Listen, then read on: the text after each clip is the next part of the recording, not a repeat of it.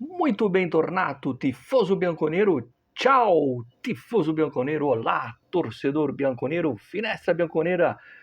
O canal da Juventus, o canal da Juventus aqui no Brasil. Hoje, dia 12 de junho, dia dos namorados, né? E tá aí uma sugestão, você comer uma pizza com a sua namorada e dizer para ela que ontem foi o dia que foi inventado a pizza de marguerita. Olha só, o Finestra é sempre cultura. E ontem também, esqueci de falar, né, foi a última partida do Boniperti na data de ontem, onde a Juventus bate por 9-1 a Inter. 9-1, você ouviu direito, e com 4 gols do Sivori. Muito bem, Omar Sivori, ítalo-argentino. Esqueci de falar ontem, falamos hoje. Como era previsto, o Carnevale foi anunciado hoje. O Comoli fez lá uma carta de despedida, agradeceu a Juventus e tudo mais, tudo de praxe, e o Carnevale oficialmente anunciado pela Juventus. Atenção, porque ele começa a trabalhar de fato, aliás, ele começa a trabalhar perante as câmeras na segunda-feira, mas amanhã e domingo ele estará ligado, ele estará on, ele estará já fazendo as suas movimentações de mercado em pleno final de semana, o que não é comum. Carnevale fez também sua carta de despedida do Sassuolo e falou que é um imenso orgulho poder estar hoje na Juventus.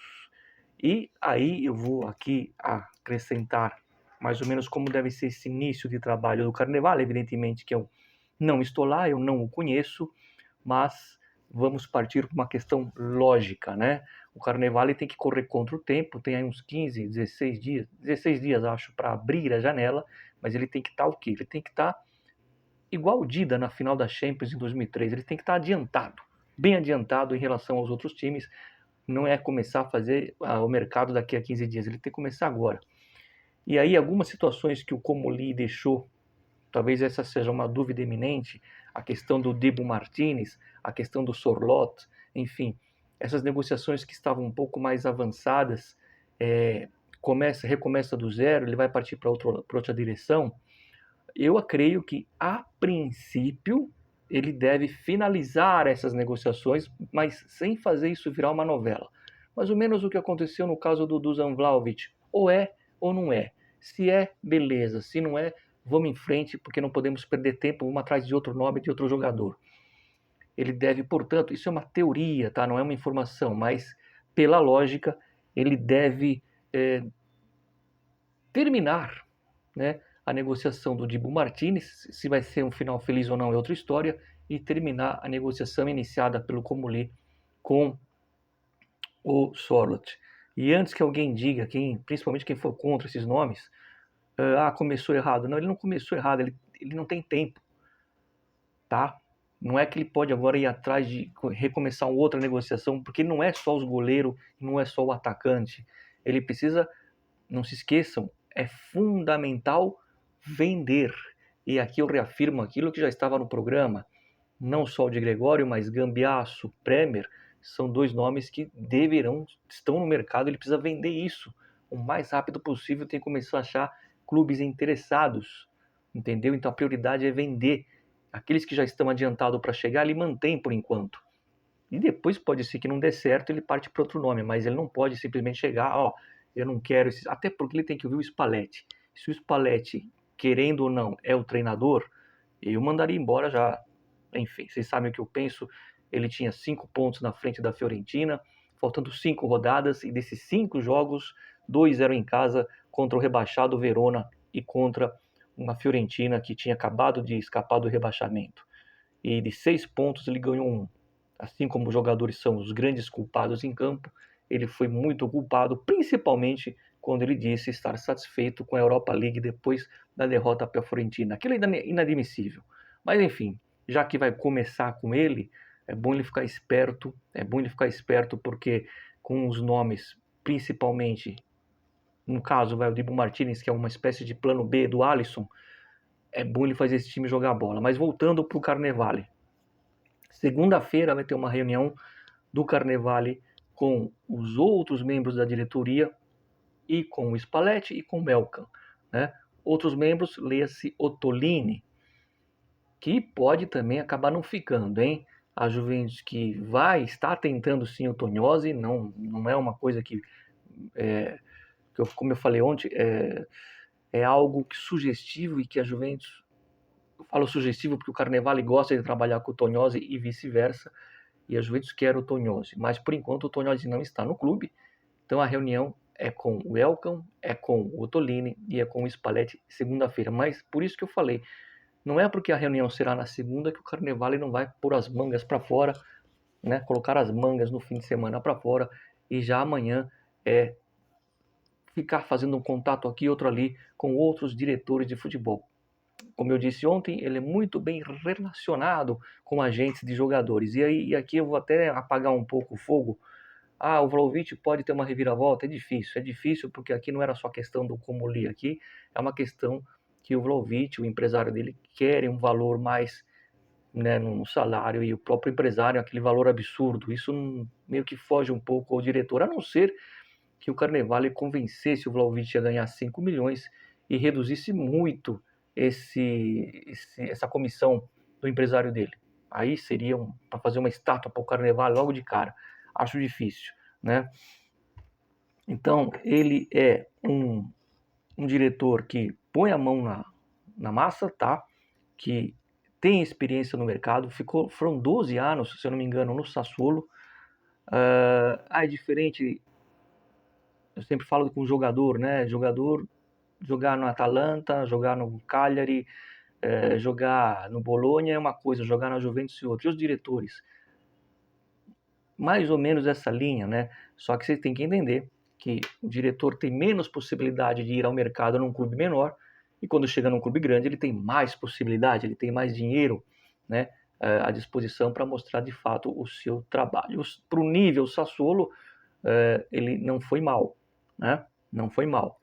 Mas, como eu disse, ele é tido na Itália como ali, no nível do Marotta, para quem gosta do Marotta, um pouco abaixo, em termos de não ter melhor que ele na Itália, né? Dentro e fora de campo, né? Quando eu falo fora de campo, é o que eu falei ontem da super relação que ele tem com dirigentes de futebol e também com os agentes dos jogadores. É um cara que faz o trabalho sério, não é vaidoso, não é centralizador. Eu tô meio passando o perfil para quem não conhece muito ele. Ele não é aquele cara de que eu sou a estrela, eu sou o cara. Ele não é esse cara centralizador. Ele discute as ideias com quem está ao redor dele. Isso é muito importante. Sentar e conversar para chegarem num denominador comum. Não é que ele chegue, ele impõe o jogador que ele quer. Ele conversa com o presidente. Por enquanto a Juventus não tem presidente, né? Então ele conversa com quem deveria ser o presidente. Ele conversa com o técnico. Ele conversa com o diretor esportivo, porque ele é o geral, ele é esportivo e entra como geral também, que é mais ou menos o que ele fazia no Sassuolo. Então, quando eu esbanjei aquele otimismo, é porque a gente tanto fala, pô, eu queria que a Juventus trouxesse jogador A, jogador B, técnico A, técnico B. Nessa brincadeira, nesse raciocínio de montar uma Juventus ideal, se vocês perguntassem para mim quem se queria como diretor de futebol da Juventus, eu ia dizer para vocês, Giovanni Carnevale. Isso já antes de chegar ao Giuntoli. Era o meu sonho de torcedor vê-lo como... Sabe quando está? Eu estou curioso para ver esse cara um dia ser o nosso diretor. Assim como estou, se dependesse de mim, gostaria muito de ver o Deschamps de novo no nosso banco, de novo treinando a Juventus, né? Mas, pelo menos na parte diretiva, eu mantenho o meu otimismo de ontem. E repito, se o Tonhose vir, né? E o Carnevale é um imã para o Tonhose, né?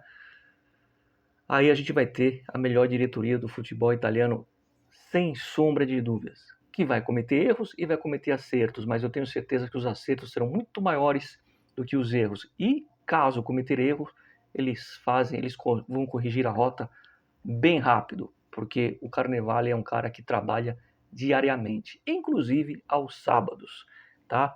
Então, eu fiz o vídeo ontem para falar da saída do Comoli e não ia colocar enquanto não fosse anunciado oficialmente, e para dedicar um vídeo aí para a chegada e para as boas-vindas do Carnevale, né? Um vídeo à parte só para falar dele, desejar boa sorte, boa fortuna nessa nova experiência, nessa aventura de fato agora num time grande, e que ele possa realmente colocar a Juventus de volta no caminho das grandes conquistas, e é o dirigente certo para fazer a Juventus voltar a ter um ciclo vencedor, porque tudo começa de cima. Quando você não tem um bom diretor de futebol, nos últimos tempos que eu tanto tenho falado que tem que ter um presidente, porque o presidente ele vai nomear um diretor de futebol, né? E o diretor de futebol vai nomear um técnico. Então, mesmo sem a figura do presidente, a Juventus marca um golaço, a chegada do Carnevale. Começamos com um diretor, vamos começar a temporada com um excelente diretor que já está trabalhando, né? E o mais importante é que o Carnevale ele cria um clima de harmonia nos bastidores. Ele é muito querido pelos jogadores, e deve ser a mesma coisa na Juventus. Isso é importante porque ele vai ser aquele diretor que também vai frequentar o quê? O vestiário, né? Então, se não tiver uma boa harmonia, e também costuma se dar bem com os treinadores. Aí o fato da gente não gostar muito do Spalletti é uma outra história, né? Quem sabe a Juventus consiga voltar de fato a ser um time muito competitivo e que sim possa brigar de volta pelo título nacional, porque esse é o primeiro passo para voltar às grandes conquistas, tá certo? É o que eu penso.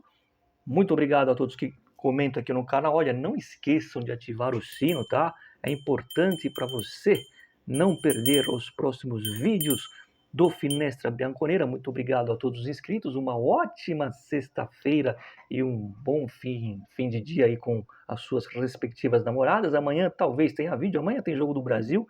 Eu sei que vocês não acompanham muito, mas se tiver alguma coisa nova, a gente vai fazer vídeo. Vai ser sempre assim todo dia. Se tiver algo, a gente fala, senão não. Não vou falar aqui de suposições. E eu termino o vídeo dizendo o seguinte: o Gianni Infantino se acha muito engraçadinho, né? Ele fez uma piada em relação à seleção italiana, dizendo que a próxima Copa ele quer colocar 62, 68 times, né? Bacana, ele vai inflando a Copa do Mundo. Eu já vi jogos aí, ontem eu vi o início da partida da Coreia, lugares vazios, né? Eu quero ver quem vai parar para assistir o jogo do Congo, por exemplo. Vai inflando bastante a competição, né? Vai estragando a competição, que é o caminho certo. E aí ele faz a piadinha. Piadinha tem que ser coisa de torcedor. Eu todo dia tenho uma piada comigo na academia, porque a Itália tá fora, eu levo na brincadeira, levo de boa. A zoação faz parte do futebol. Mas um dirigente que é o presidente da maior instituição de futebol no mundo não pode fazer piadinha, né? Falando que, quem sabe, quando tiver 608 times, talvez a Itália se classifique. Ele fez essa piada e a Federação Italiana respondeu para o Infantino, falando que a declaração é infeliz e tudo mais. É isso, cara Infantino. A Itália vai voltar para a Copa quando na Federação Italiana tiverem dirigentes que pensam diferente de você. Tá bom? Like no Finestra, nos vemos. Sempre Forza Juve. Fino a fino e bem-vindo Carnevale.